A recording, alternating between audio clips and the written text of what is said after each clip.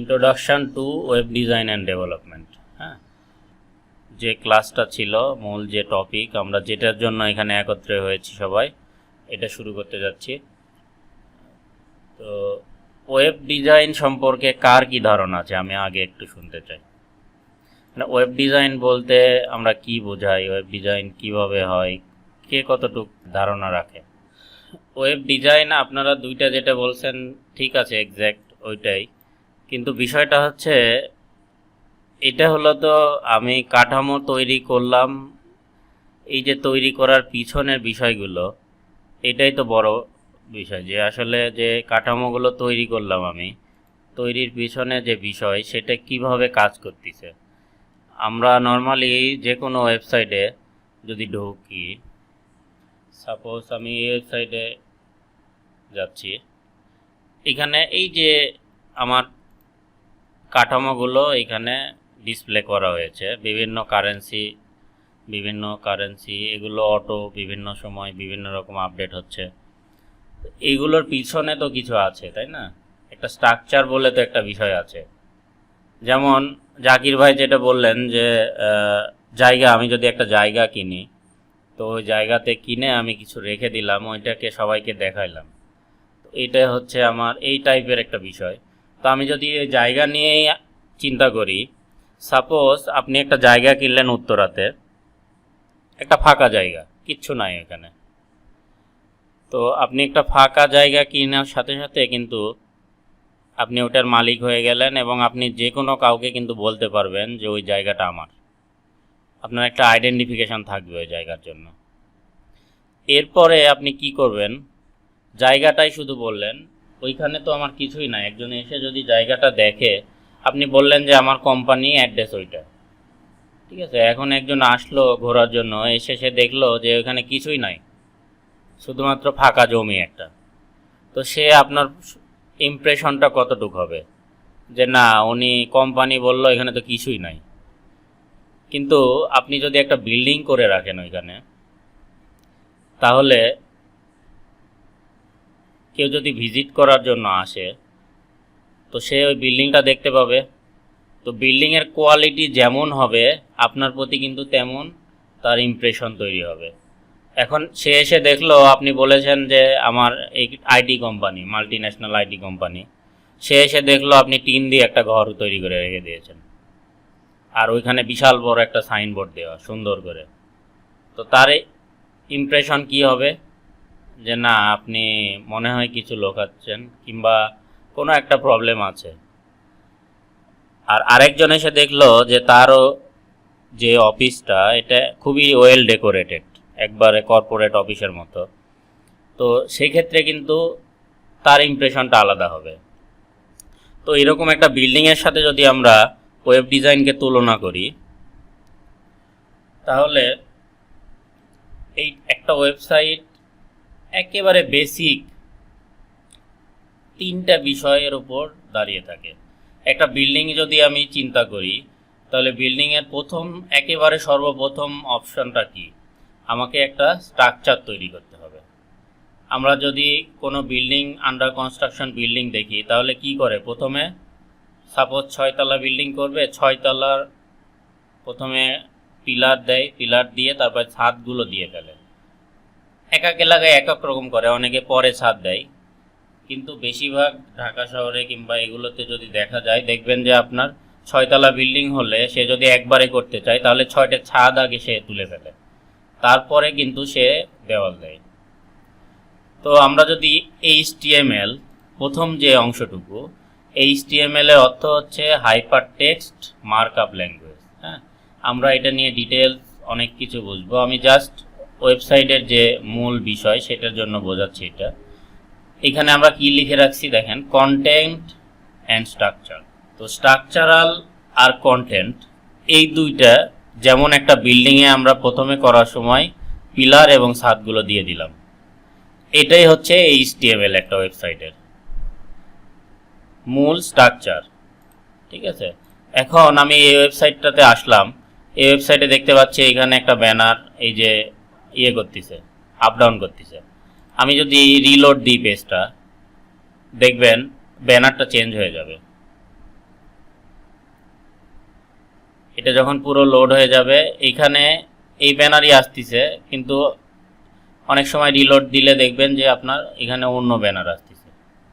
এরপরে আমি এইখানে যদি ক্লিক করি, এটা লোড করে আমার ডাটাকে চেঞ্জ করে দিবে, অন্য ডাটাতে নিয়ে আসবে।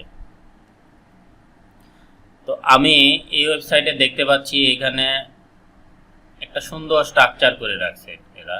তো এই স্ট্রাকচারের পেছনে যদি যাই, আমি যে স্ট্রাকচারের পিছনে কি আছে, যেমন একটা মানুষের বডির পিছনে কঙ্কাল, সেই কঙ্কালে যদি আমি ফলো করি, তাহলে কি করব, আমি জাস্ট ব্রাউজার থেকে দুইটা ভাবে যেতে পারি স্ট্রাকচারে। একটা হচ্ছে কন্ট্রোল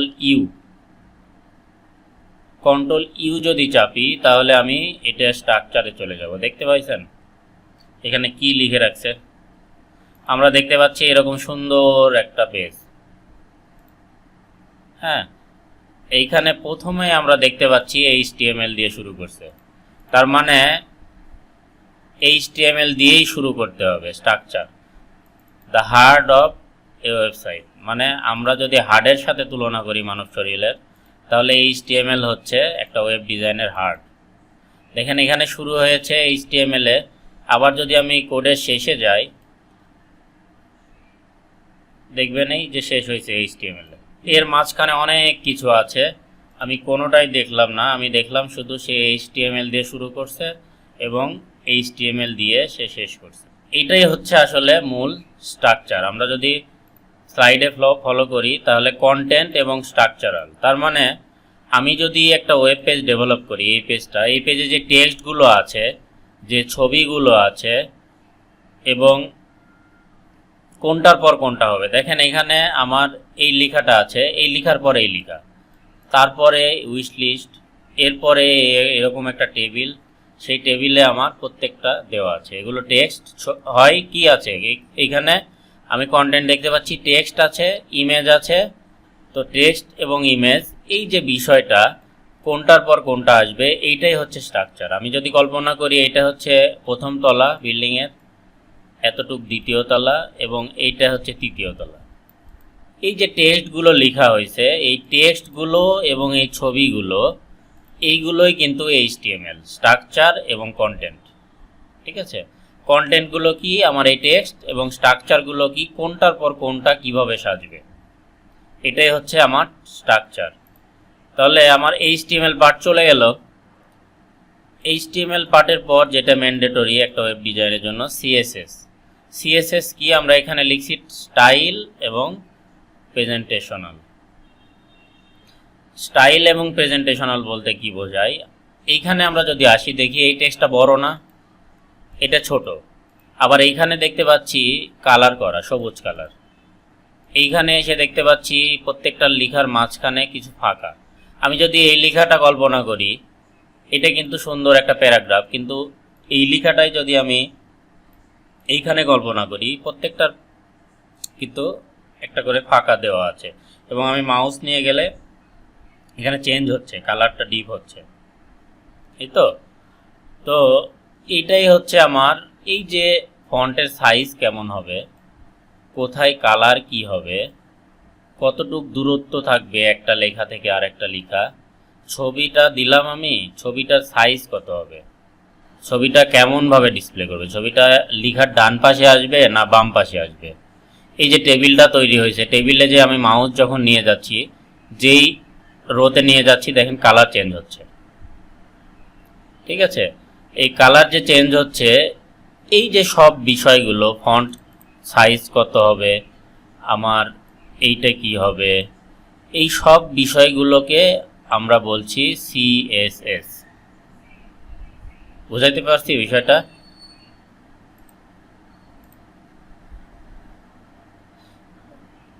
HTML হচ্ছে আমার মূল স্ট্রাকচার। এই ওয়েব পেজে লেখাগুলো কেমন করে থাকবে, কোনটার পর কোনটা আসবে, কি লেখা থাকবে এবং কি ছবি থাকবে, আর কোন লেখার পর কোন লেখা আসবে। HTML কি করে, আমি যদি একটা এক্সাম্পল দেখাই, এই যে এই লেখাটা আমি কপি করলাম, এই লেখাটা আমি কপি করে আমি যদি এইখানে সার্চ করি, কন্ট্রোল F চাপলে আমার সার্চ বক্স চলে আসবে। সার্চ করে যদি আমি ইন্টার দিই, দেখবো আমরা এখানে বাম পাশে লাইন দেওয়া আছে, দেখতে পাচ্ছেন? এই যে 1 2, এই যে 1, তারপর 2 3 4, এখানে 7 7 এবং 8-এর মাঝখানে আমরা দেখতে পাচ্ছি এই লেখাটা আছে, কিন্তু এই লেখাকে অনেক কিছু কিন্তু বাইন্ড করে রাখছে। তাহলে এই লেখাটা আমরা 8 নম্বর লাইনে পেলাম। আমি যদি একটু নিচে চলে যাই, সাপোজ এইখানে চলে আসলাম, আমি এই লেখাটা সার্চ করতে যাচ্ছি। তাহলে এইটা যদি সার্চ দিই, আমরা এটা কোথায় পাচ্ছি দেখেন, এখানে কিন্তু লাইনগুলো শো করতেছে না ওইভাবে। আমি এই যে এই পাশে খেয়াল করলে দেখতে পাবো, আমি কিন্তু প্রথমটা পেয়েছিলাম উপরে, আর এইখানে একেবারে শেষে এসে পেলাম। কেন পেলাম? কারণ এটা আমার HTML এ বলে দেওয়া আছে এটার পজিশন কোথায় হবে, মানে কোনটার পর কোনটা আসবে। এই যে স্ট্রাকচারটা, এই স্ট্রাকচারটাকে আমরা ডিফাইন করি HTML দিয়ে। আর CSSটা কি করছে আমার, এই যে লেখাগুলো দেখেন সবগুলো কিন্তু একই সাইজ। তাহলে CSSটা কি আমাকে বলে দিয়ে রাখছে যে এই টেবিলের মধ্যে যা লেখা থাকবে বাম পাশে, এই নেমগুলো, এগুলো সবগুলো সাইজ হবে কত এবং ফন্ট হবে কত। আমি যদি চেঞ্জ করতে চাই তাহলে আমার CSS থেকে আমি এটা চেঞ্জ করে নেব। তাহলে এটাই হচ্ছে প্রেজেন্টেশন। আমি যেমন এইটা প্রেজেন্টেশন করছি আপনাদের জন্য, প্রেজেন্ট করতেছি ওয়েবসাইটে, এই যে প্রেজেন্টেশন ইস্যুটা, এইটাকে বলছি আমরা CSS। আর 3 নম্বরে যেটা আসছে সেটা হচ্ছে JS মানে কি, জাভাস্ক্রিপ্ট।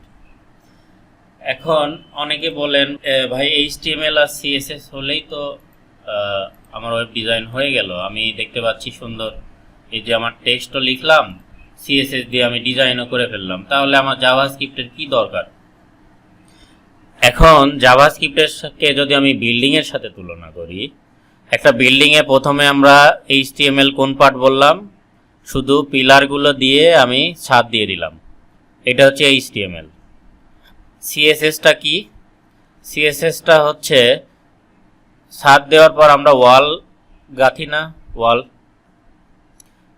কয়টা জানালা হবে, কয়টা দরজা হবে, কয়টা রুম হবে, এই যে রুমগুলো তৈরি করা, কোন রুমে কি দরজা লাগানো হবে, কোন রুমের কালার কি হবে, কোন রুমের টাইলসের কালার কি হবে, কোন রুমের ওয়ালের কালার কি হবে, এই যে বিষয়গুলো বিল্ডিংয়ের, এইগুলোই কিন্তু CSS। ঠিক আছে? তাহলে জাভাস্ক্রিপ্টের কাজ কি? জাভাস্ক্রিপ্টের কাজ হচ্ছে, আমরা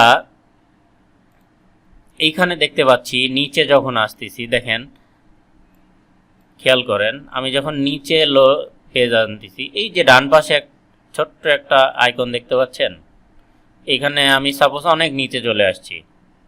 এখন আপনি চাচ্ছেন একবারে মাথায় চলে যাব আমি, তাহলে এইখানে ক্লিক করলে এটা কিন্তু আমাকে মাথায় নিয়ে চলে যাবে। ঠিক আছে? তাহলে এটা একটা ফাংশন না? আমি যদি একটা ক্লিক করলাম, এটা উপরে নিয়ে চলে গেল আমাকে। তাহলে এই যে কাজগুলো করছে, এরপর আমি আরও নিচে যদি আসি, এইখানে আমি বলছি ইমেল আইডি লিখেন, আমি ইমেল আইডি দিলাম info@shakhawat.net, এখানে সাবস্ক্রাইব নামে ক্লিক করলাম, দেখছেন ইউ হ্যাভ সাকসেসফুলি সাবস্ক্রাইব। তাহলে কি এটা একটা ফাংশন না? আমি যখন ক্লিক করলাম, এটা কিছু একটা ঘটনা ঘটিয়ে আপনাকে একটা মেসেজ দিল। এই যে ফাংশনটাকে আমরা বলতেছি বিহেভিয়ার্স।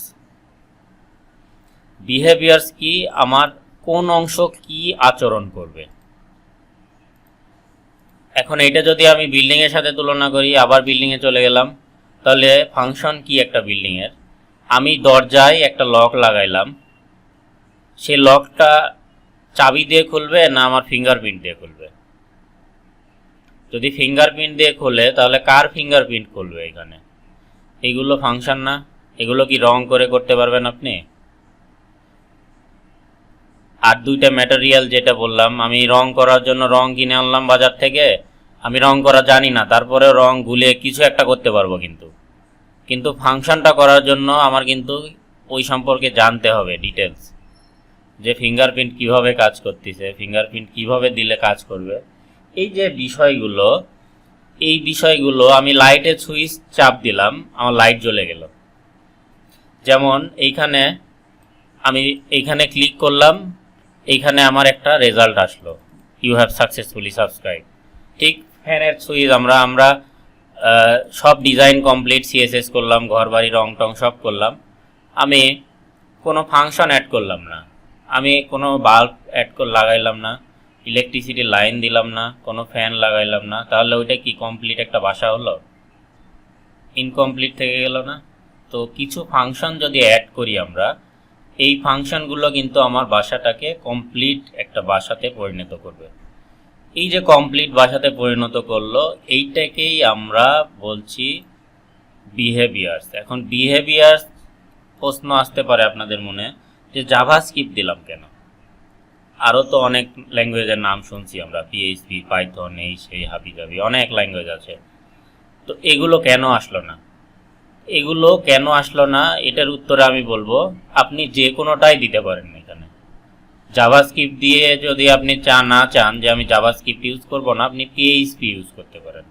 দুইটাই বিহেভ কন্ট্রোল করে, ফাংশন, দুইটাই ফাংশনের জন্য। এরপর আপনি চাইলেন যে আমি পিএইচপি ইউজ করব না, আপনি পাইথন ইউজ করতে পারেন, এইটাও আপনার বিহেভ কন্ট্রোল করবে। তো জাভাস্ক্রিপ্টটা কি? এটা হচ্ছে কোর ফাংশনালিটি। এখন প্রশ্ন আসে, আরেকটা প্রশ্ন, জাভাস্ক্রিপ্ট কেন আপনি প্রিফার করলেন? আমি কিন্তু এই তিনটা দিছি, এখানে পিএইচপি কেন দিলাম না? কেন প্রিফার করছি? আমরা যে মোবাইল ইউজ করি এখন, আমরা কিন্তু সবাই, আমি যদি একটা ওয়েবসাইট শেয়ার করি হোয়াটসঅ্যাপে, প্রথমেই কিন্তু আপনি মোবাইলে ঢুকবেন, তাই না? তো মোবাইলে যদি ঢুকতে চান, আমাদের যে অ্যান্ড্রয়েড অপারেটিং সিস্টেম, এটা কিন্তু জাভাস্ক্রিপ্ট বেসে তৈরি। এবং ছোট যত ফোন, এর আগে আমরা যারা মোবাইলের প্রথম যুগ যখন আসছে 2005 সালের পর, 3 সালের পর, তখন যারা ইউজড ছিলাম, তারা জাভা ফোন নামে একটা ফোন আমরা ইউজড ছিলাম। যে কিভাবে চলে ফোন, অপারেটিং সিস্টেম কি? জাভা। তো এই যে জাভা, এই জাভাগুলোই কিন্তু এখনো অ্যান্ড্রয়েড, আমরা যে মোবাইল ব্যবহার করছি, এই অ্যান্ড্রয়েড অপারেটিং সিস্টেমে এই জাভাগুলোই কিন্তু মেনটেন করতেছে এখনো। এবং জাভাস্ক্রিপ্ট এমন একটা ল্যাঙ্গুয়েজ যেটা নর্মালি যে কোনো ব্রাউজারে সাপোর্ট করে, যে কোনো পিসিতে, যে কোনো অপারেটিং সিস্টেমে, যে কোনো মোবাইল ডিভাইসে সাপোর্ট করে। তো জাভাস্ক্রিপ্ট এই সব জায়গায় কমফোর্টেবল হয় বলেই সবাই প্রথমে প্রেফার করে জাভাস্ক্রিপ্টকে, ঠিক আছে? তো এটার অল্টারনেটিভলি অনেক কিছুই আছে, আমরা যখন ডিটেলসে যাব, আমরা মূলত এই কোর্সে জাভাস্ক্রিপ্ট শিখবো না, কিন্তু জাভাস্ক্রিপ্টের অল্টারনেটিভ কি ওয়ে আছে সেগুলো আমরা দেখব। আমরা আলটিমেটলি জাভাস্ক্রিপ্ট ব্যবহার করব, কিন্তু কোড না শিখেই, বুঝতে পারছেন? তাহলে এই তিনটা আমি একটা ওয়েবসাইট দিয়ে আপনাদের উদাহরণ দিয়ে দিলাম যে এই তিনটা বিষয় কি আসলে।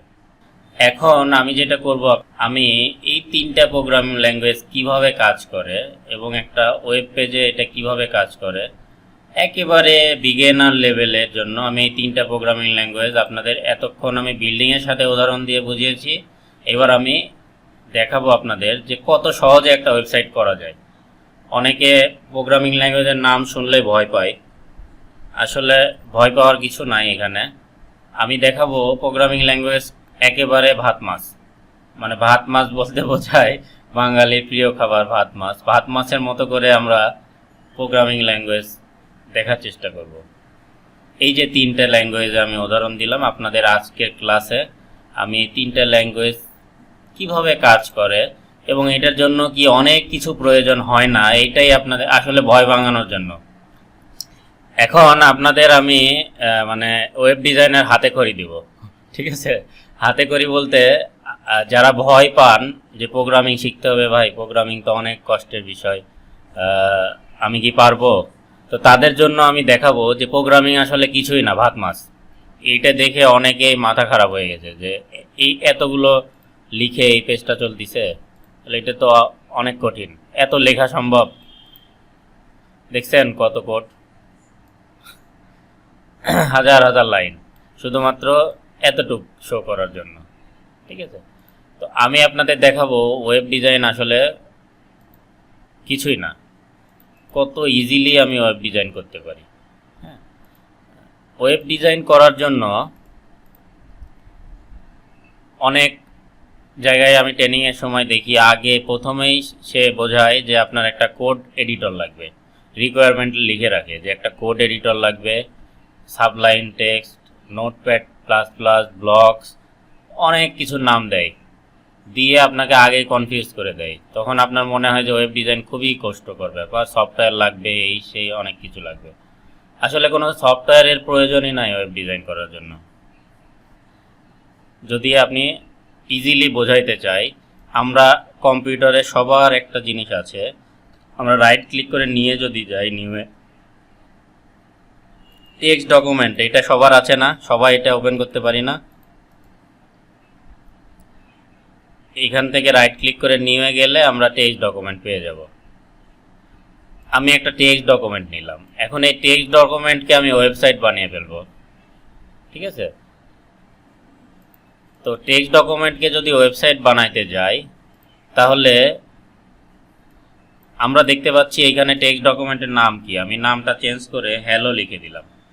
হ্যাঁ, আচ্ছা, আমি হ্যালো লিখলাম, এরপরে একটা লেখা অলরেডি অটো আসলো .txt। এটা কেন? এটা আপনাদের সবার আসে? একটু দেখেন তো। হ্যাঁ, txt দিয়ে এটা বোঝাচ্ছে এটা একটা টেক্সট ফাইল। এখন আপনারা একটু ক্রিয়েট করে দেখেন তো সবার এরকম txt আসে কিনা। কার কার আসে না তারা একটু বলেন আমাকে যে আমার আসে না। যাদের আসে নাই তাদের কি করতে হবে, যদি উইন্ডোজ 10 ইউজ করে থাকেন, সবাই মোটামুটি উইন্ডোজ 10 ইউজ করে আছেন এখানে। আচ্ছা, 7 হলেও প্রবলেম নাই, এটা অপশনটা অন্য জায়গায় থাকে। আমি উইন্ডোজ 10 যারা ম্যাক্সিমাম ব্যবহার করতেছি তাদের জন্য যদি দেখি, আমরা মাই কম্পিউটার ওপেন করে এখান থেকে ভিউ যে অপশনটা আছে, এই যে ভিউ, এইখানে যদি ক্লিক করি এইখানে দেখতে পাবো একটা অপশন আছে ফাইল নেম এক্সটেনশন। এইটা টিক মার্ক দেওয়া আছে আমার। এটা যদি টিক মার্ক তুলে দেওয়া থাকে তাহলে দেখেন আমি কিন্তু আর এক্সটেনশন দেখতে পাবো না, এখানে শুধু হ্যালো লেখা আছে। বুঝতে পারছেন? যারা এক্সটেনশন দেখতে পাচ্ছেন না তাদের এই টিক মার্কটা তুলে দেওয়া আছে। আপনারা যা করবেন, এখান থেকে মাই কম্পিউটারে গিয়ে ভিউয়ে ফাইল নেম এক্সটেনশন, ঠিক আছে, এইটাকে ক্লিক করলে আমরা এইখানে hello.txt দেখতে পাবো। যাদের আসে নাই তারা জাস্ট এইটা করলেই দেখতে পাবেন। আর যারা উইন্ডোজ 7 ইউজ করেন তাদেরকে আমি দেখাবো কি করে ফাইল নেম এক্সটেনশন ওপেন করা যায়।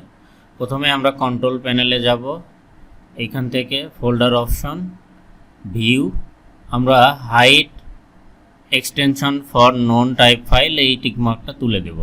এরপর আমরা যদি ফেরত আসি দেখতে পাচ্ছি আমরা এক্সটেনশনটা দেখতে পাচ্ছি। এছাড়াও আমরা সার্চ অপশনে গিয়ে ফোল্ডার অপশন লিখে সার্চ দিই, যদি ফোল্ডার অপশন পেয়ে যাব। এখান থেকে ভিউয়ে গিয়ে ওই আমরা টিকমার্কটা দিয়ে দিতে পারি অথবা তুলে দিতে পারি। এভাবে আমরা চাইলে আমাদের হিডেন অপশনটি শো করতে পারি। ঠিক আছে, সবাই বুঝতে পারছেন এই এক্সটেনশনটা আনার বিষয়টা? ওকে, এখন আমি এইটা দিয়ে আমি ওয়েবসাইট করব। ঠিক আছে, ওয়েবসাইটে আমি লিখলাম দিস ইজ মাই ওয়েবসাইট। হ্যাঁ, আমরা টেক্সট ডকুমেন্ট লিখি না এইভাবে, তো দিস ইজ মাই ওয়েবসাইট লিখলাম, লিখে এটাতে ক্লিক করলে আমার এইটাই ওপেন হচ্ছে, তো ওয়েবসাইট তো হলো না, তাই না? তো আমি এটাকে ওয়েবসাইট বানানোর জন্য কি করব, আমি এইখান থেকে এই যে সেভে, এই যে ফাইলে যাব, এইখানে সেভ অ্যাজ দিব আমি। হ্যাঁ, সেভ অ্যাজ দিয়ে আমার এটা তো টেক্সট ফাইল বলে আমার টেক্সট ডকুমেন্ট দিয়ে ওপেন হচ্ছে। আমি এটাকে কি করব, HTML বানিয়ে ফেলবো।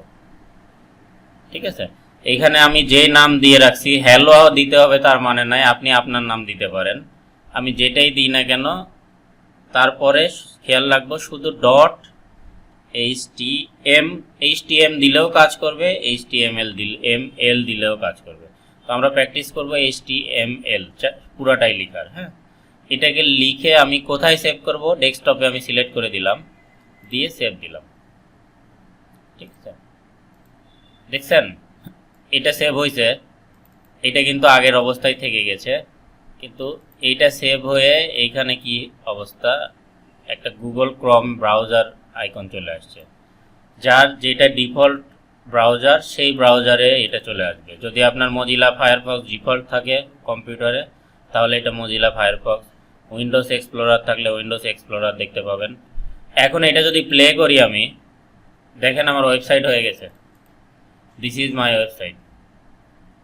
ঠিক আছে,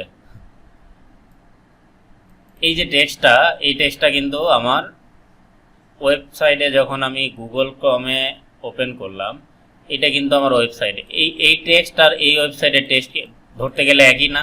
এখানেও টেক্সট শো করতেছে, আমার এখানে টেক্সট শো করতেছে। তাহলে এটা আমি একটা ডোমেন দিয়ে অনলাইনে দিয়ে দিলেই তো আমার ওয়েবসাইট হয়ে গেল। ঠিক আছে, তার মানে সবাইকে কনগ্রাচুলেশন জানাচ্ছি, আপনাদের প্রথম ওয়েবসাইট কমপ্লিট। ঠিক আছে, যাই হোক, আমরা ওয়েবসাইট করে ফেললাম। এখন এই ওয়েবসাইটের Ctrl+U চাপি, যদি কোড কি দেখতে পাচ্ছি, এই যে 1 নম্বর লাইনে এইটাই লেখা আছে। ঠিক আছে, কিন্তু এটাতে আমরা দেখছিলাম অনেক কিছু লেখা, HTML দিয়ে শুরু হয়েছে, HTML দিয়ে শেষ হয়েছে।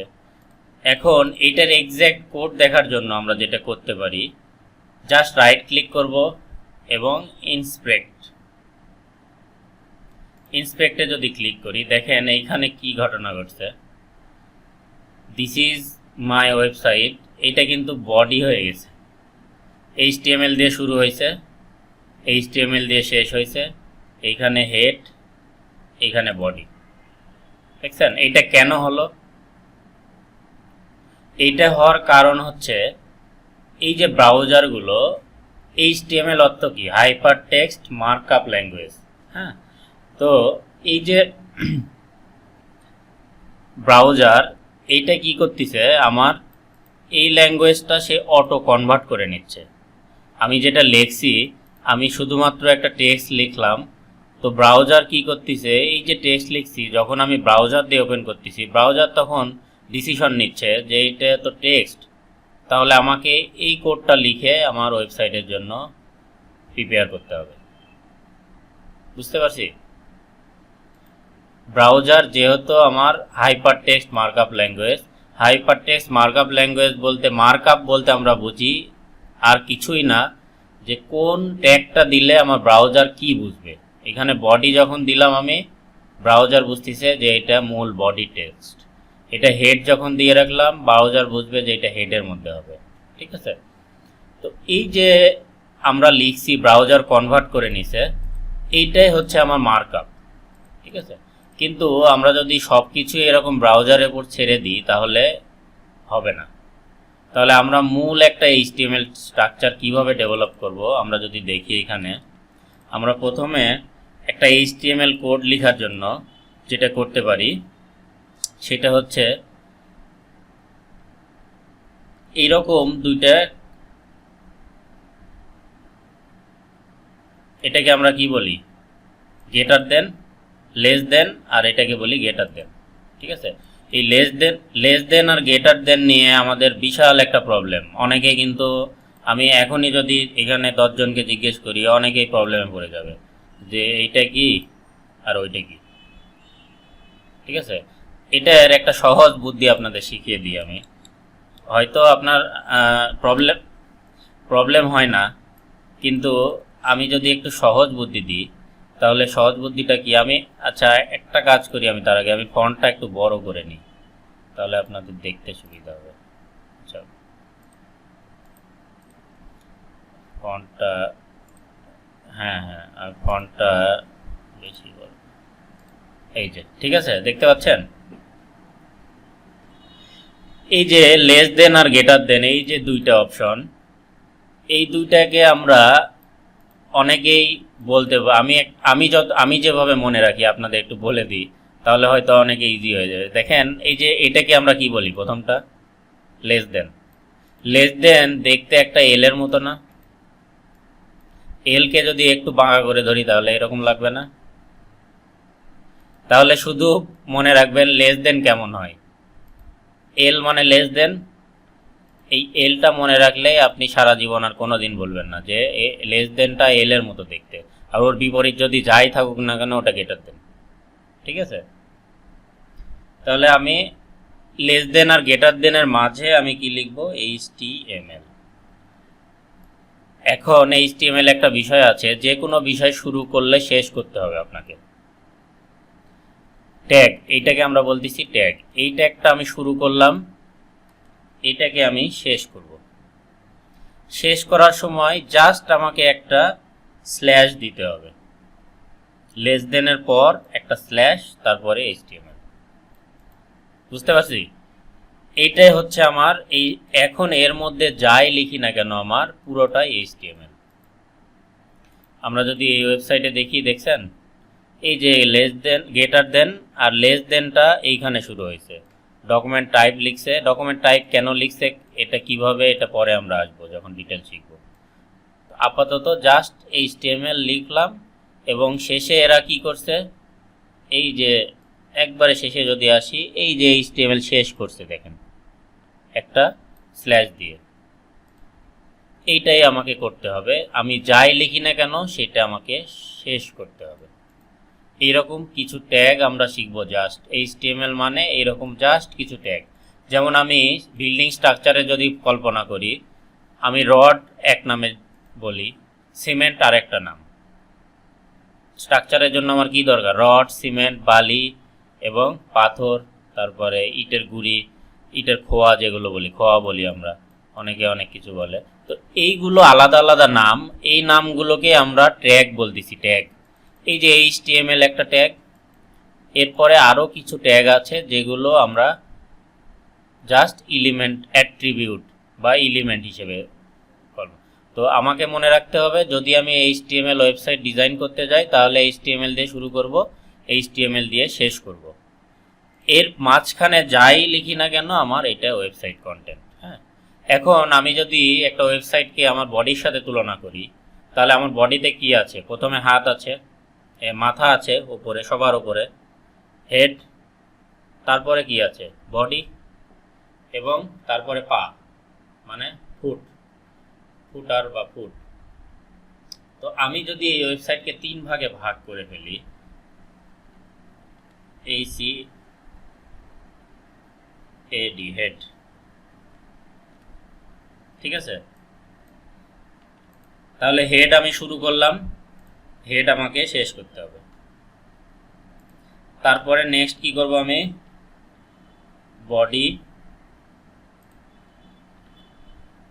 একইভাবে আমি বডি শুরু করলাম, আমার বডিটা শেষ করতে হবে।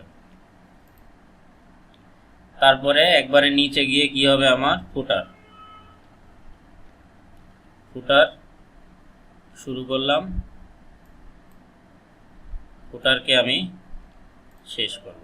হ্যাঁ, এখন প্রশ্ন আসতে পারে কেন 3টা ভাগে ভাগ করলাম? 3টা ভাগে ভাগ করার কারণ হচ্ছে, এই ওয়েবসাইটে দেখছেন এই যে ভাগ করা আছে কিন্তু কন্টেন্টগুলো, এইখানে যে উপরের যে ফাংশনটা দেখতে পাচ্ছি আমরা, এটা আমার হচ্ছে হেড। আমি যদি হেড লিখে সার্চ দিই এখানে, এই যে দেখতে পাচ্ছেন হেড, হেড দিয়ে শুরু করছে, এবং আমি যদি এই যে হেড দিয়ে শেষ করছে, এরপরে বডি শুরু হয়েছে। তার মানে এই ওয়েবসাইটের মাথাটা হচ্ছে এতটুকু, লাস্ট যে লেখাটা এখানে, সেইখানে আমি যদি দেখি তাহলে এইখান থেকে আমি এই যে বডির শুরুতেই দেখেন ব্যানার, এই যে ব্যানার লেখা আছে, তার মানে এই যে শুরুতেই ব্যানার পাইছি আমরা, তাহলে এইটাই হচ্ছে আমার বডি, পুরোটাই বডি। এবং শেষে এসে আমার এই যে অংশটুকু, এটা হচ্ছে ফুটার। আমি যদি সার্চ দিই FOOTER, এই যে দেখছেন ফুটার, ফুটার কোথায় শুরু হয়েছে এবং ফুটার শেষ হয়েছে একটা নির্দিষ্ট জায়গায়। কোথায় শেষ হয়েছে? এই যে জাস্ট HTML এর যেখানে শেষ হয়েছে এখানে অনেক স্ক্রিপ্টিং আছে, এই জন্য আমরা দেখতে পাচ্ছি না, তবে এটা দেখতে পাচ্ছি যে এখানে 12 বার ফুটার ব্যবহার করা হয়েছে। ঠিক আছে, তাহলে 3টা ভাগে ভাগ করার উদ্দেশ্য কি, আমার ডাটাটা যেন স্ট্রাকচারাল হয়। আমি একটা পরীক্ষায় বসলাম, আমাকে টিচার বলছে যে একটা কবিতা লিখো, একটা রচনা লিখো। আমি রচনার কোনো কিছু না লিখে একবারে সমানে লিখে চলে গেলাম, তাহলে এটা কি টিচারের জন্য বোঝা কষ্ট হয়ে যাবে না? কারণ আপনি আপনার খাতা যে কোনো টিচারের কাছে যেতে পারে, আমি আপনার টিচার, আমি জানি যে আপনি রচনা এভাবেই লিখেন, কিন্তু এটা যদি অন্য টিচারের কাছে যায় তাহলে সে তো আর বুঝতে পারবে না, সে বলবে যে এটা হয় নাই, কিছু কেটে দিবে সে। ঠিক বিষয়টা কিন্তু এরকমই, আমরা যদি একটা স্ট্রাকচার ওয়াইজ জিনিসটা লিখে রাখি তাহলে এটা কিন্তু দেখতেও সুন্দর হয়, এবং এটা যদি অন্য কেউ রিড করে তার জন্য এটা সুবিধাজনক হয়। তো আমরা এরকম স্ট্রাকচার করে আমি প্রথমেই লিখব টাইটেল। প্রত্যেকটা ওয়েবসাইটে একটা টাইটেল থাকে না? ওয়েবসাইট কিংবা টাইটেলটা কোথায় দেখায় দেখেন, এই যে উপরে যে অংশটুকু, এই যে ক্রিপ্টোকারেন্সি প্রাইস, এটাই হচ্ছে ওয়েবসাইটের টাইটেল। তো আমরা লাস্ট যখন পেজটা লোড করছিলাম আমাদের কি কোনো টাইটেল ছিল? কোনো টাইটেল ছিল না। দেখেন hello.html দেখাচ্ছে। তার মানে এই জায়গাটায় যদি আমি জাস্ট একটা কোড ব্যবহার করি, এটা হচ্ছে টাইটেল, টাইটেলে লিখলাম আমি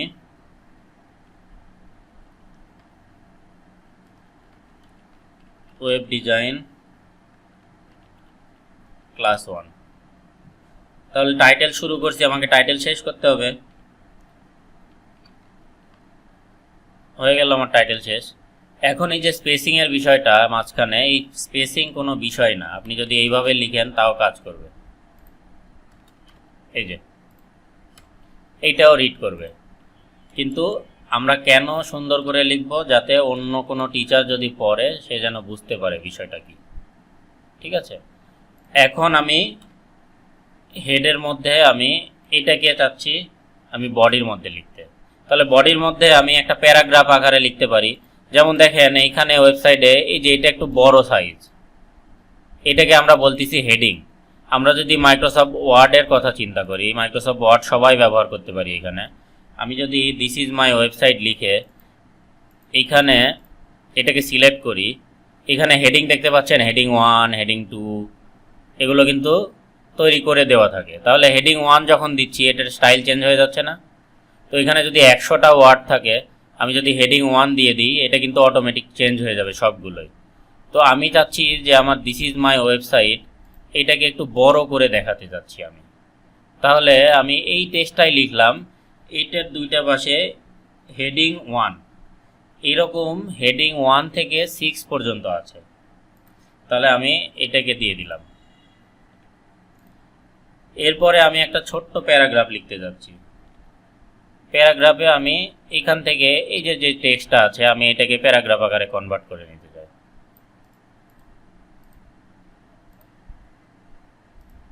পি দিয়ে শুরু হলো, এই টি দিয়েই শেষ হলো। ঠিক আছে, সব সময় মনে রাখবেন যদি শুরু করেন কোনো ট্যাগ এটাকে শেষ করতে হবে। তাহলে আমার একটা বড় লাইন লিখলাম এবং একটা ছোট লাইন লিখলাম, টাইটেলও দিলাম আমার ওয়েবসাইটে। এখন আমি সেভ অ্যাজে গিয়ে এটা যদি ওইটাকে সেভ করতাম তাহলে বেটার হইতো। যাই হোক, আমি এটাকে সেভ অ্যাজে গিয়ে আবার ওই জাস্ট টেক্সট ডকুমেন্টটা HTML করে সেভ দিয়ে দিলাম। যেহেতু এই ফাইলটা অলরেডি আছে আমার, এটাকে রিপ্লেস করে দিলাম। ঠিক আছে, এখন এটা যদি লোড করি, দেখেন ওয়েবসাইট দেখতে পাচ্ছেন, এটা বড় হয়ে গিয়েছে, এটাকে ছোট্ট একটা প্যারাগ্রাফ আকারে আসছে, এবং এই যে ওয়েব ডিজাইন ক্লাস 1 এইটা টাইটেল আকারে চলে আসছে। আমার পূর্বে ছিল এরকম, এখন এটা এরকম হয়ে গেল। ঠিক আছে, এখানে জাস্ট আমরা ছোট ছোট কিছু ট্যাগ ব্যবহার করে এই যে কাজগুলো করলাম, এইটাই হচ্ছে আমার HTML।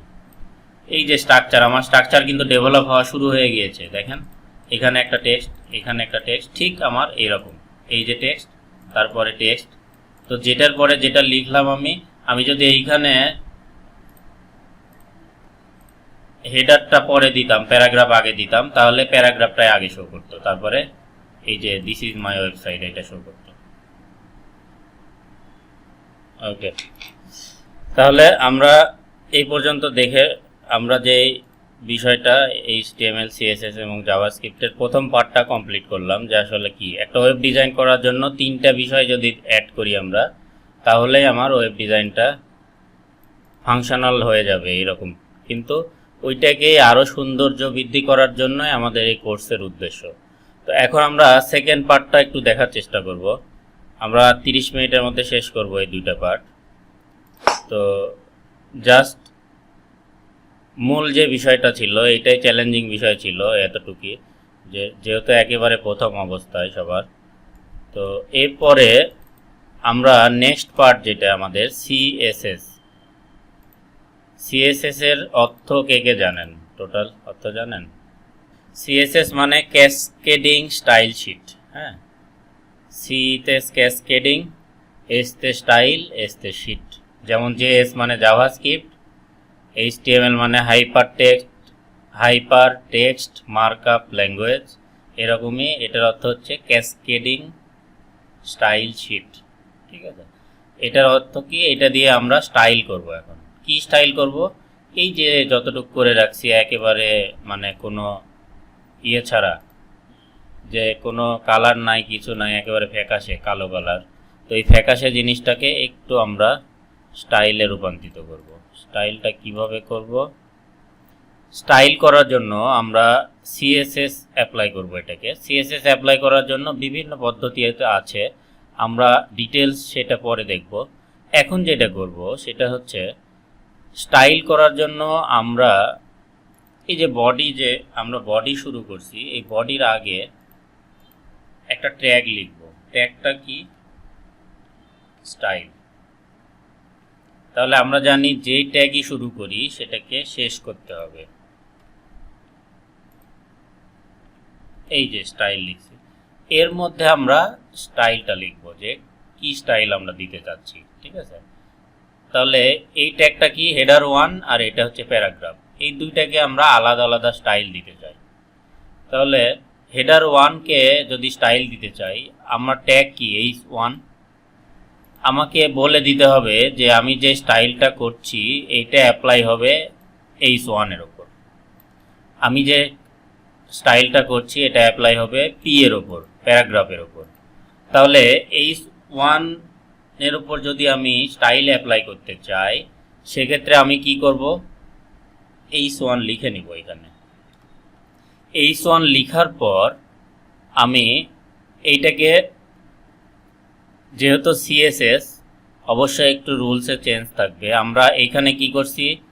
লেস দেন এবং গেটার দেন দিয়ে রাখছি এবং লেস দেন এবং গেটার দেন দিয়ে শেষ করছি। এইখানে আমরা কি করব?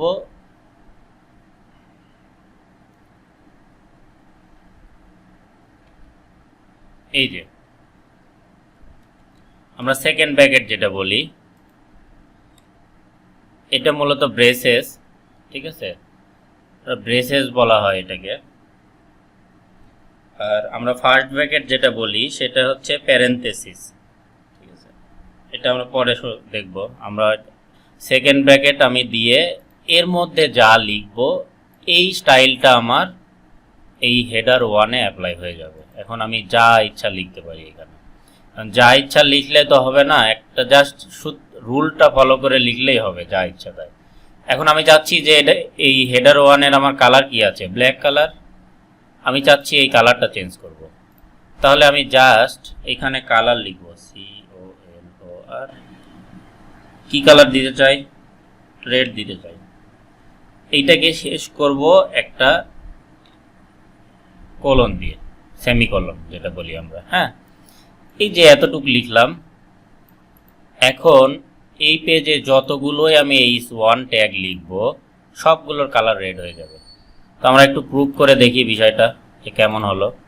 আমি একইভাবে এই যে হ্যালো HTML হয়েই আছে, আমি সেভ দিয়ে রিপ্লেস দিয়ে দিলাম। এখন এই যে এই অবস্থায় ছিল আমার, আমি এটাকে রিলোড দিলাম, দেখছেন কালার চেঞ্জ হয়ে গেছে।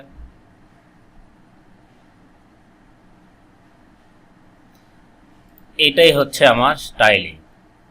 এখন এটাকে আরও যদি কিছু করতে চাই, এখানে স্টাইল, এই যে স্টাইলের যে এই অংশটুকু, এইগুলোই হচ্ছে অ্যাট্রিবিউট। এইগুলো আমরা শিখব ডিটেলস যখন সিএসএস। আমাদের মনে রাখতে হবে শুধু এগুলো, মনেও রাখতে হবে না, আপনি শুধু এতটুক মনে রাখতে হবে যে কি কি করা যায়। তাহলে আমরা ডিকশনারি আছে, যেমন আমরা ইংলিশ ডিকশনারি ইউজ করি, তো এরকমই কোডিংয়েরও ডিকশনারি আছে, আমি আপনাদের দেখাবো।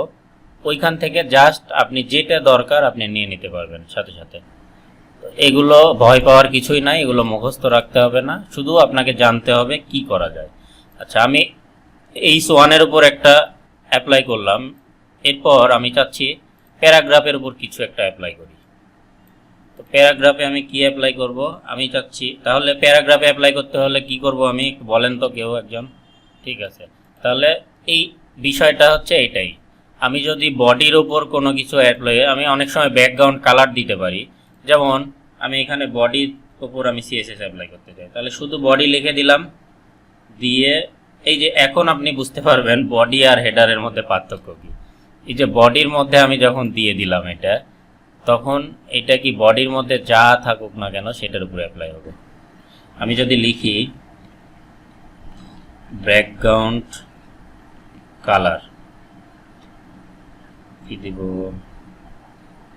ইয়েলো লিখলাম, ঠিক আছে।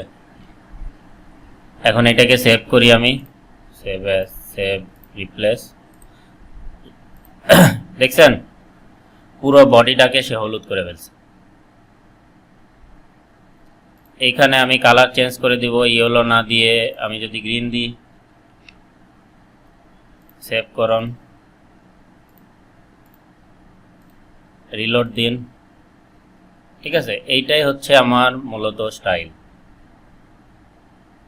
এখন এই যে স্টাইলগুলো কোনটার উপর আপনি অ্যাপ্লাই করবেন সেটাকে টার্গেট করে নিতে হবে, এবং কি অ্যাপ্লাই করবেন সেটাকে টার্গেট করতে হবে। আমি লাস্ট একটা স্টাইল করব, সেটা হচ্ছে আমার যে প্যারাগ্রাফ, এটার জন্য আমি ফন্ট সাইজটা একটু ছোট করে নিচ্ছি, বেশি বড় হয়ে গেছে, ঠিক আছে। এখন প্যারাগ্রাফের উপর আমি একটা স্টাইল অ্যাপ্লাই করব লাস্ট। একইভাবে আমি শুরু করলাম, শেষ করলাম। এখানে আমি চাচ্ছি প্যারাগ্রাফের যে ফন্ট সাইজটা এটাকে একটু চেঞ্জ করতে চাচ্ছি। আচ্ছা, আমি ব্যাকগ্রাউন্ড কালার গ্রিন না দিয়ে ইয়েলো দিলে মনে হয় একটু ভিজিবল হচ্ছে, ইয়েলো, ঠিক আছে। এরপর প্যারাগ্রাফের উপর আমি কি অ্যাপ্লাই করব, আমি চাচ্ছি ফন্ট সাইজটা একটু বড় করতে। আমার এখন যে সাইজ আছে ফন্ট, এটা একটু বড় হবে এখান থেকে। তাহলে আমি কি করব, এখানে ফন্ট সাইজ লিখে, এই যে লিখতেছি আমি ফন্ট সাইজ, তারপরে ব্যাকগ্রাউন্ড কালার, তারপরে কালার, এই বিষয়গুলোই কিন্তু মূল। আমি পিক্সেলে লিখলাম 32 পিক্সেল,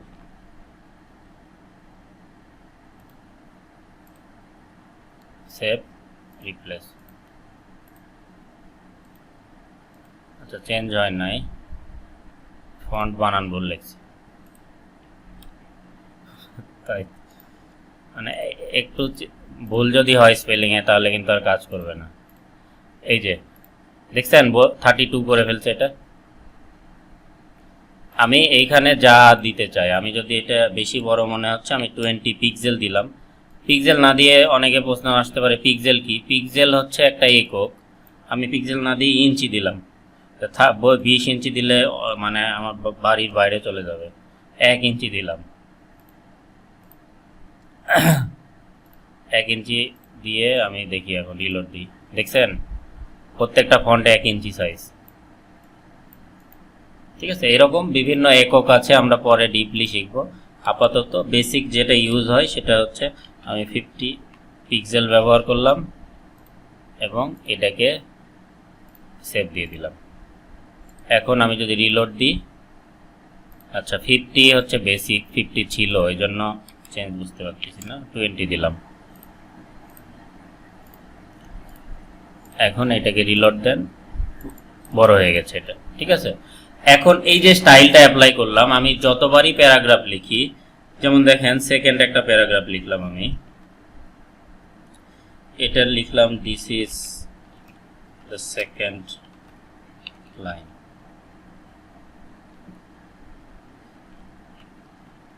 ঠিক আছে, একইভাবে আমি এইটাকে আরেকটা হেডার 1 লিখতে চাই এখানে,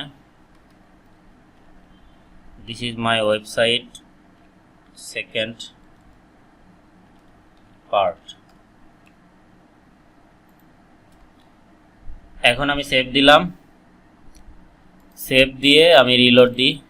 দেখছেন আমি যত জায়গায় H1 ব্যবহার করব সব জায়গায় কিন্তু আমার রেড কালার হয়ে যাবে। এখন আমি যদি এখানে এইটা না করে H2 ব্যবহার করি, H1 এর জায়গায় H2 ব্যবহার করলাম, আর এখানে সেকেন্ড না লিখে আমি থার্ড লিখলাম, সেভ দিলাম। এখন রিলোড দিয়ে দেখছেন এটা কিন্তু ব্ল্যাক কালার। কারণ কি, আমি এর কোনো স্টাইল উল্লেখ করিনি। ডিফল্ট যে স্টাইল এটা তৈরি করে দিয়ে রাখছে HTML মার্কআপ করার সময়, যে যদি কেউ H2 লিখে তাহলে এই কালার হবে এবং এই কালার হবে এবং ফন্ট সাইজ হবে এটা। এখন এটার ফন্ট সাইজ দেখতে চান আপনারা কত? আমি জাস্ট এই লাইনার বুক ক্লিক করে ইন্সপেক্টে ক্লিক করলাম, এখানে দেখতে পাচ্ছেন স্ট্রাকচারগুলো দেখাচ্ছে, যেটার উপর মাউস নিয়ে যাব সেই স্ট্রাকচার দেখাবে। এবং এটার ফন্ট সাইজ দেখতে চাইলে এইখানে এই যে H2, আমরা কিন্তু H2-র কোনো স্টাইল লিখি নাই, কিন্তু এখানে কিন্তু আমাকে তৈরি করে ফেলছে সব কিছু। এখানে ফন্ট সাইজ কত দেওয়া আছে দেখেন, EM 1.5 EM। EMও হচ্ছে একটা একক, পিক্সেল যেমন একক, ইঞ্চি যেমন একক, EMও এমপি একটা একক। ঠিক আছে, এই ছিল আমার CSS। সবাইকে বুঝাইতে পারছি? কারো কোনো প্রশ্ন? আচ্ছা, এখন কি থাকলো আমাদের 3 নম্বর পার্ট, JS জাভাস্ক্রিপ্ট। আমরা একটা সিম্পল জাভাস্ক্রিপ্ট দেখব। জাভাস্ক্রিপ্ট যেহেতু আমরা ব্যবহার করব না, আমরা যদি এখন ডিটেলসে যাই জাভাস্ক্রিপ্টের, তাহলে আমাদের সময় নষ্ট হবে এবং বুঝতেও কষ্ট হবে। আমি একটা স্ক্রিপ্ট অলরেডি লিখে রাখছি আপনাদের জন্য, আমি এই টেক থেকে আপনাদের বুঝিয়ে দিব বিষয়টা। ঠিক আছে, আমি এই স্ক্রিপ্টটা কপি করে নিচ্ছি এখানে। জাভাস্ক্রিপ্ট যদি লিখতে চাই আমার, সেক্ষেত্রে আমাকে কি করতে হবে, আমি সিম্পলি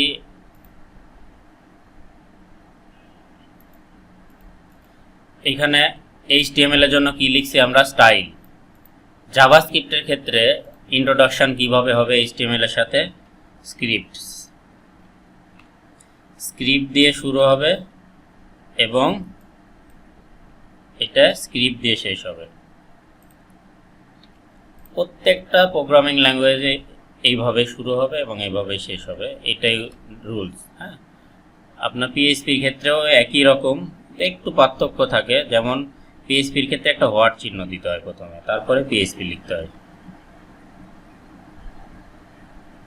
ঠিক আছে, আমরা PHP শিখবো ইনশাল্লাহ।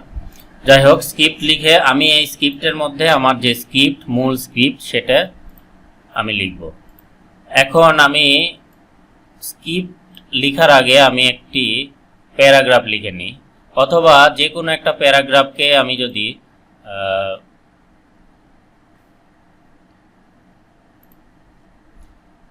এই প্যারাগ্রাফকে আমি চাচ্ছি, এই যে আমার যে সেকেন্ড প্যারাগ্রাফ, এটাকে চাচ্ছি আমি এটার উপর আমি স্ক্রিপ্ট অ্যাপ্লাই করব। যে কোনো একটা স্ক্রিপ্ট এটার উপর কাজ করে, সেইভাবে আমি স্ক্রিপ্ট অ্যাপ্লাই করব।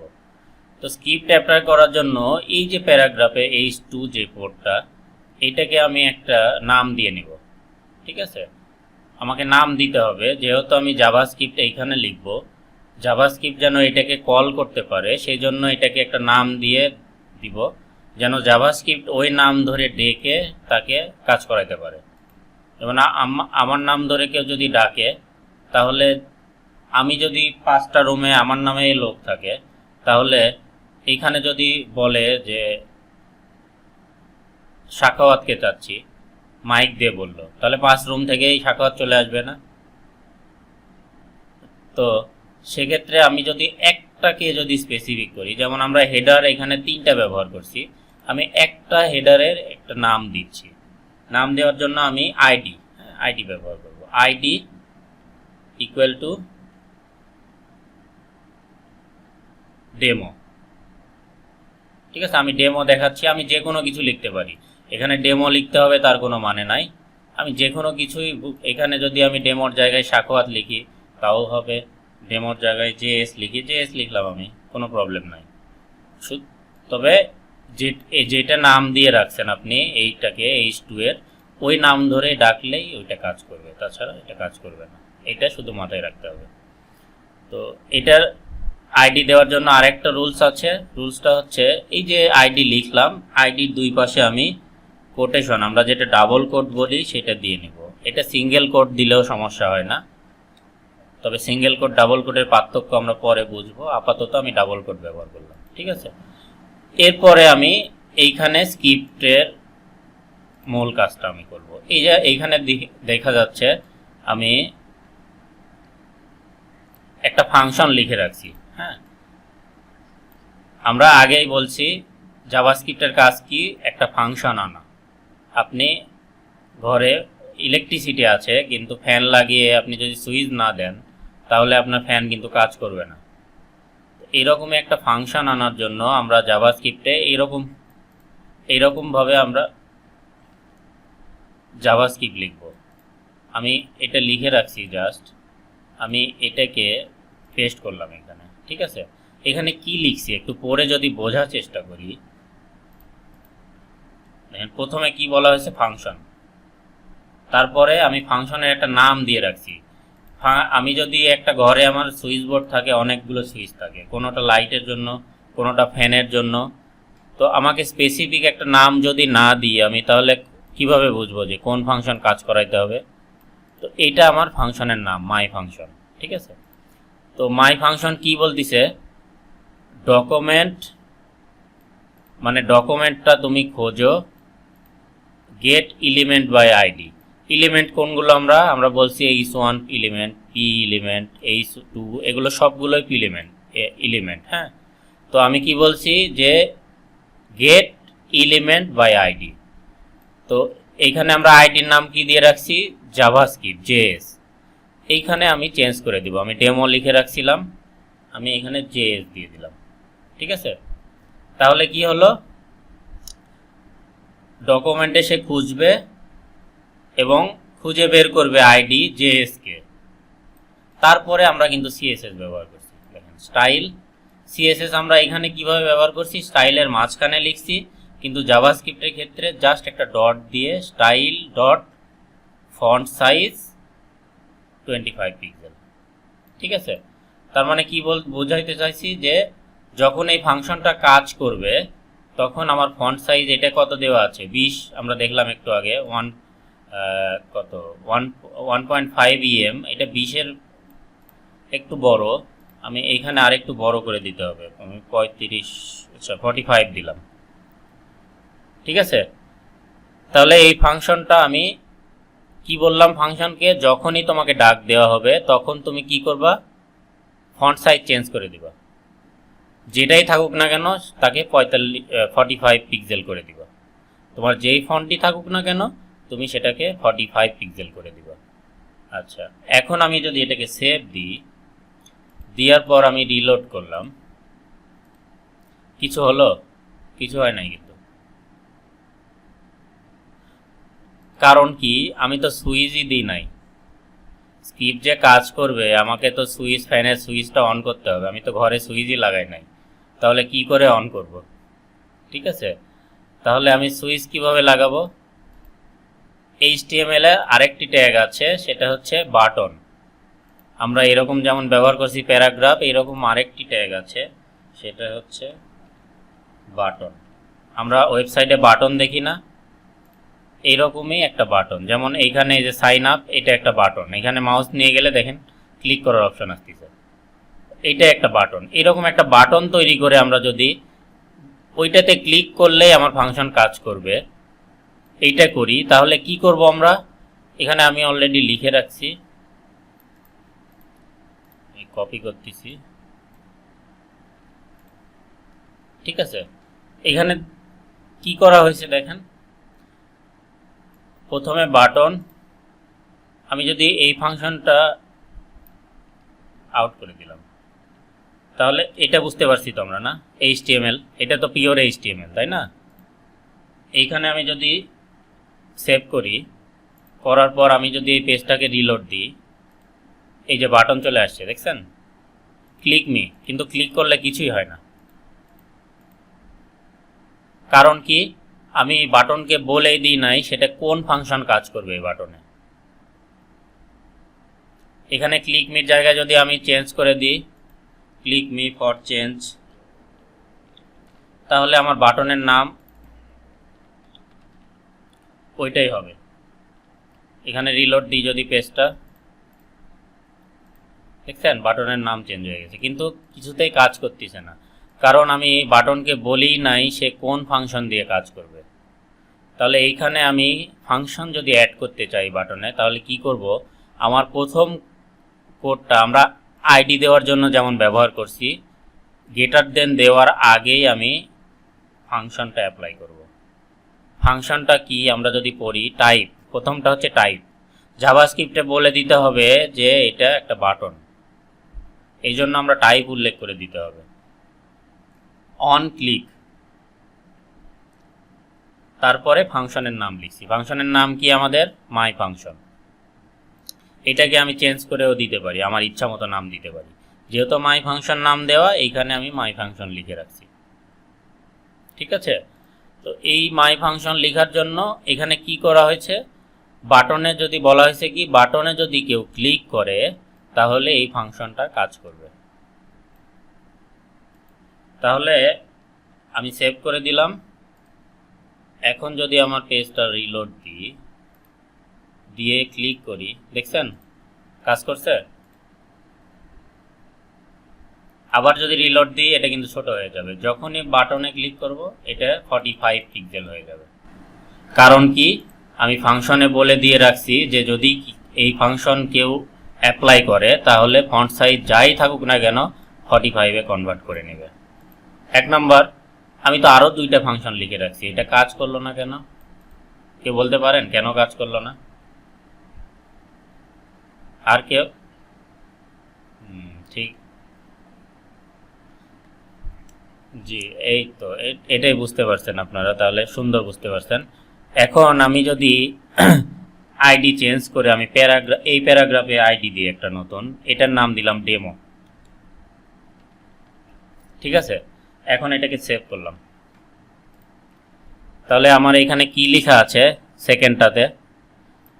সেকেন্ডটাতে বলা হয়েছে ডকুমেন্টে খুঁজবা, আইডি বের করবা, ডেমো আইডিটাকে বের করবা এবং কালার চেঞ্জ করে দিবা, স্টাইলে কালার চেঞ্জ হবে, কালার হবে রেড। তাহলে দেখি আমরা কাজ করে কিনা। আমরা রিলোড দিয়ে নিলাম, পেজটা আগের অবস্থায় ফেরত গেল। যখনই ক্লিক করলাম, এই যে দেখছেন এটা কালার চেঞ্জ হয়েছে, এই যে এটা কালো ছিল এবং এটা ছোট ছিল, আমি যখনই ক্লিক করলাম 2টা একসাথে কাজ করলো। বুঝতে পারছেন এখন বিষয়টা? এখন এইটাকে যদি আমি ডেমো না লিখে যদি জেএস লিখি, তাহলে কি হবে, তখন কিন্তু সব দুইটা অ্যাকশনই এই ইয়ের উপর অ্যাপ্লাই হবে। আমি রিলোড দিই, দেখছেন একই সাথে সে বড় হয়েছে এবং কালারও চেঞ্জ হয়েছে। এখন আমি থার্ড ফাংশন কি করছি দেখেন, ব্যাকগ্রাউন্ড কালার ইয়েলো। তো ইয়েলো যেহেতু আমি করে রাখছি, আমি এটাকে ইয়েলো না দিয়ে আমি যদি গ্রিন দিই, তাহলে আমার ইয়েলোর মধ্যে বুঝতে পারবো চেঞ্জটা। আমি ডিমো নেম না লিখে আমি এটাও জেএস লিখলাম, আমি যা অ্যাপ্লাই করতেছি একটা লাইনের উপরই। আর যদি ডিমোর উপর অ্যাপ্লাই করি তাহলে ডেমোতে চেঞ্জ হয়ে যাবে ওটা। আমি সেটা না করে আমি সব কিছু একটার উপরই অ্যাপ্লাই করলাম। তো এইরকমই ফাংশন আমি যদি আরও ফাংশন লিখি এইভাবে সিএসএস দিয়ে সব কিছুই জাভাস্ক্রিপ্ট, সেটা আমার যেখানে সুইচ আছে সুইচে যা বলবো সেভাবে কাজ করবে। দেখেন আমি রিলোড দিলাম, দেখছেন ব্যাকগ্রাউন্ড কালার সবুজ হয়েছে, টেক্সট কালার লাল হয়েছে এবং আমার ফন্ট সাইজ 45 পিক্সেল হয়েছে। এখন এইখানে যদি আমি শুধুমাত্র চেঞ্জ করি, ব্ল্যাক দিলাম, সেভ করলাম, রিলোড দিলাম, কালার চেঞ্জ হলো না, ব্ল্যাকই থাকলো। হোয়াইট দিলাম, সেভ করলাম, দেখছেন হোয়াইট কালার হয়েছে। এইটাই হচ্ছে ফাংশন। ফাংশন এমন কোনো কঠিন কিছু না, আমার শুধু জানতে হবে এটা লিখে কিভাবে আর কি কি করা যায়, তাহলে আপনি একটা ওয়েব ডিজাইন সুন্দরভাবে করতে পারবেন। ঠিক আছে, আমি ছোট করে নিলাম, বেশি ছোট হয়ে গেল। এই যে সম্পূর্ণ কোডটা আমরা দেখতে পাচ্ছি, আমরা কিন্তু অনেক কিছুই লিখে ফেলছি ওয়েবসাইটে, এবং ফাংশনও কাজ করতেছি। আমরা সুইচে ক্লিক করতেছি, এখানে চেঞ্জ করতেছি। তাহলে আজকে এইখানে আমরা ক্লাসটি শেষ করছি। নেক্সট ক্লাসে সবার সাথে কথা হবে। আল্লাহ হাফেজ।